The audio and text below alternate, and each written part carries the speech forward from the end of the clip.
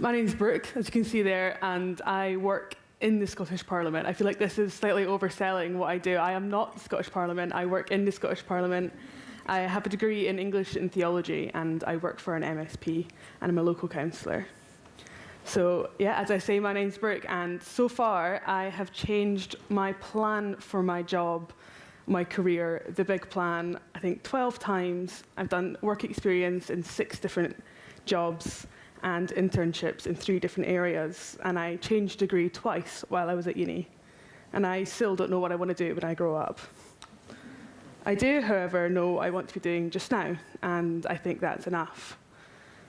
A few weeks ago, I was asked by a teenager, what do you want to do when you grow up? And I replied with, I don't really know.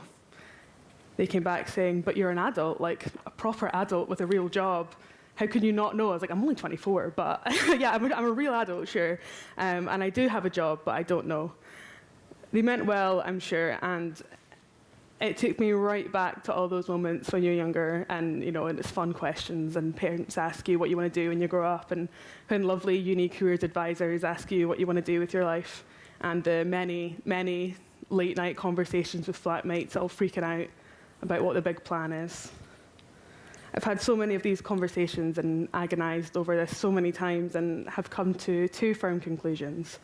It doesn't matter as much as I think it does, and I will likely do many different things.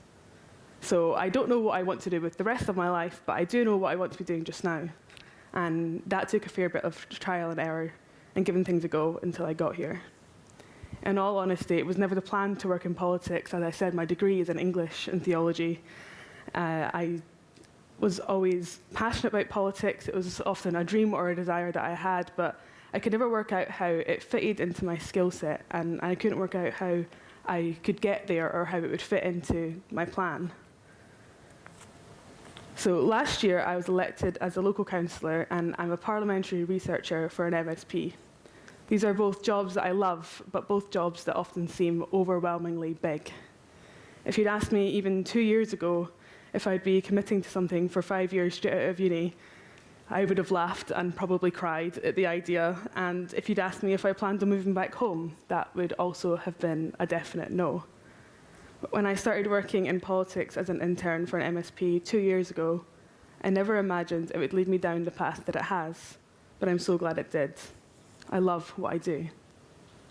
I would never have got here if it hadn't been for that internship.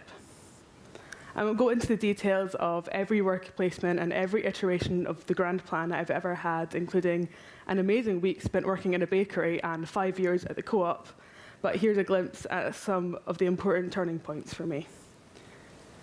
When I was 13, I started doing a weekly radio show through a project run by the school and a local station because they were desperate for volunteers and I liked talking. I absolutely fell in love with it, and it was something I was convinced that I was going to do for the rest of my life. I'd found it, sorted, job done. When I was 15, I did an internship at Fourth One Radio.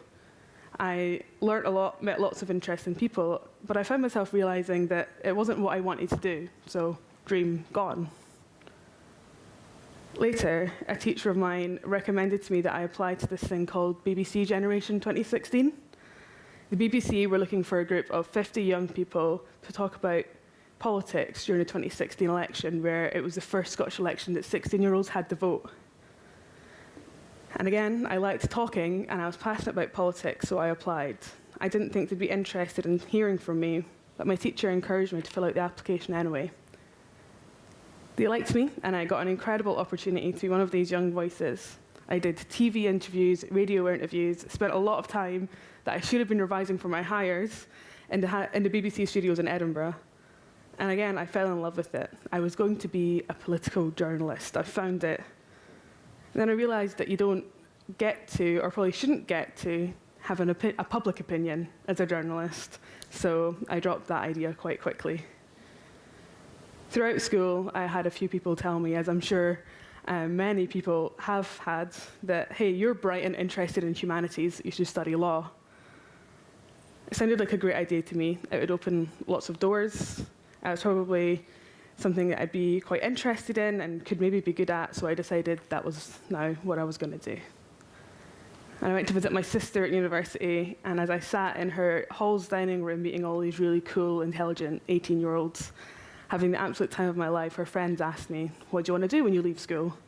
"Law," I replied enthusiastically. But one of them turned to me, "Have you done any work experience? Make sure you do work experience." I thought I wanted to do law. I did an internship, and it turns out I hated it. That's great advice. I thought, it won't be me though. I will love it. I didn't. Through a widening access program called Pathways to Law, I managed to get a short legal internship with RBS. And sure enough, I realized that it wasn't for me. So my sister's hallmate was right. And that's the exact same advice I have for you today. Do work experience, try it out. If you try it and love it, amazing. And if you try it and hate it, it's better than always wondering and never knowing. Try things out, keep your options open, and give it a go. It's how I ended up working in politics. In my second last year of uni, after having to redo a year and change my plan lots as a result of really poor physical and mental health, I did a module in speechwriting. You'll be able to guess where this is going by now, but I fell in love with it. However, this time it felt different because I knew it was something that I cared about. I knew it was something that I was good at, but I couldn't see how to get there.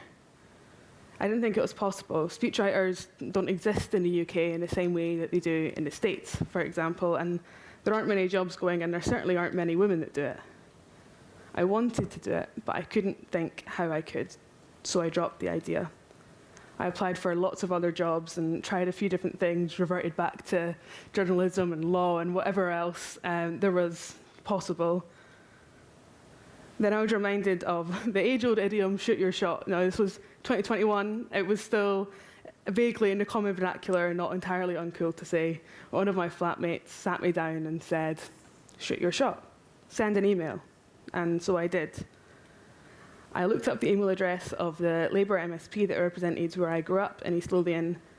I laboured over the perfect email listing out my experience, my interest, how I'd studied speechwriting and just wanted an opportunity to do some shadowing or some work experience.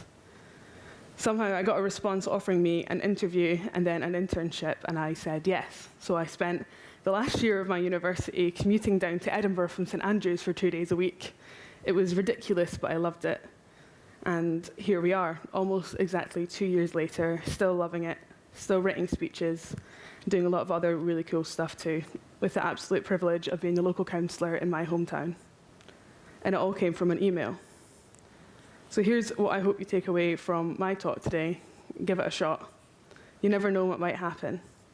Even if you have done no work experience, even if you do something for a little bit and decide that you don't like it, you don't need to have your forever job lined up right after uni. There's so much pressure on that.